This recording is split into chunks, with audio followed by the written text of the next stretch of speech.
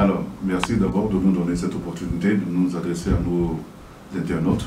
Ce que nous pouvons dire déjà, c'est que cette table ronde a eu lieu le mercredi 13 avril dans les locaux de la Confédération Générale des Grandes Entreprises de Côte d'Ivoire, notamment à la maison d'entreprise. Et cette table ronde a été initiée dans un premier optique. D'abord, faire un plaidoyer, faire ce plaidoyer au niveau des chefs d'entreprise pour leur montrer l'importance et le danger réel qu'est le diabète aujourd'hui dans le monde, en Afrique et dans nos pays, notamment dans nos entreprises. Le diabète est véritablement présent et les chiffres sont inquiétants. Les chiffres, la nouvelle n'est pas bonne comme on le dit. Et vous savez qu'on aura bientôt pratiquement 1,5 milliard de personnes vivant diabétiques. Alors cette table ronde qui a réuni des chefs d'entreprise, qui a réuni des gestionnaires des ressources humaines, qui a réuni des médecins, a été une occasion pour montrer à ces médecins, notamment avec le partenariat du programme national de lutte contre les maladies non transmissibles, l'état des lieux a été présenté à ces médecins, à ces participants. Des approches nouvelles, notamment dans le cadre du dépistage du diabète, ont été présentées. Il y a eu aussi des études assez poussées sur ce qu'on appelle aujourd'hui le syndrome métabolique. Le syndrome métabolique qui permet de dépister le diabète déjà à un stade où les complications n'ont pas commencé à agir sur l'être humain.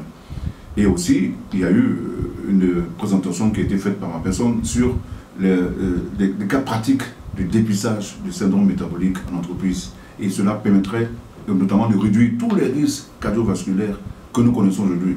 Tout le nombre de personnes qui décèdent d'AVC, qui ont des hémiplégiques, tous ces problèmes d'amputation, de cécité. Il faut aller aujourd'hui en amont pour pouvoir dépister très tôt le diabète chez ces personnes afin de réduire autant que faire se peut toutes ces complications-là qui surviennent chez ces personnes-là et qui notamment ont un impact, je dirais, négatif sur le travailleur dans l'entreprise, un impact négatif sur la productivité dans une entreprise et un impact négatif sur même les ressources, le capital humain de l'entreprise. Donc il était important qu'aujourd'hui on fasse ce premier pas, ce premier plaidoyer-là. Et ça va être un point de départ, parce que juste après cela, je pense que nous allons mettre en place un véritable groupe de travail avec plusieurs expertises, de façon multidisciplinaire. Et nous allons arriver à mettre en place un véritable guide pratique pour que chaque entreprise puisse pouvoir avoir un conducteur pour organiser la prévention, pour organiser la prise en charge, pour organiser l'accompagnement des diabétiques sur le travail. Et dans ce cadre que nous pourrons véritablement lutter contre ces maladies non transmissibles qui pèsent aujourd'hui dans nos communautés. C'est vrai qu'aujourd'hui, on a quelques chiffres sur la prévalence du diabète, mais ce sont des chiffres qui datent des années 70-80. Les chiffres aujourd'hui ne sont pas réels. On devrait pouvoir parler aujourd'hui, d'après nos dernières études, de 10% de personnes diabétiques. C'est beaucoup. Vous avez une entreprise de 1000 personnes, sachez qu'il y aura au moins 100 personnes dedans, 100 personnes là qui seront diabétiques. Et ce n'est pas très intéressant. Quand on calcule aujourd'hui, on a le coût de prise en charge du diabète, c'est énorme, énorme. Un diabétique, il coûte cher. En matière de médicaments, en matière d'éducation, en matière d'accompagnement, en matière de subventions, c'est pour 100 personnes dans une entreprise de 1000 employés, on va vers pratiquement 400 millions de francs CFA. Ça, c'est au niveau des coûts directs. Et si nous voulons calculer les coûts indirects, on irait vers 1 milliard, 1,5 milliard de francs. Pour nous, seulement que 100 personnes dans une entreprise de 1000 personnes. Vous voyez que ça est très important. Je ne parlerai pas des petites et moyennes entreprises qui ont entre 10, 15, 20 employés. Si vous avez deux là-dedans, qui sont des pièces maîtresses, qui sont diabétiques, je crois que la PME s'arrête.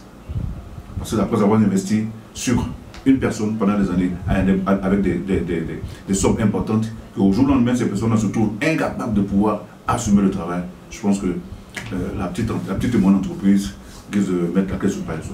Donc voilà, tous ces échanges ont permis de comprendre et de faire comprendre aussi à tous les acteurs du système de santé des entreprises que beaucoup de choses peuvent être faites.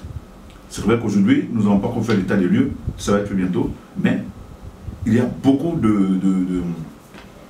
d'absence, il y a beaucoup d'insuffisance dans les approches qui sont menées sur le lieu de travail. Voilà. Donc voici en quelques mots ce que je voulais dire aux chers internautes.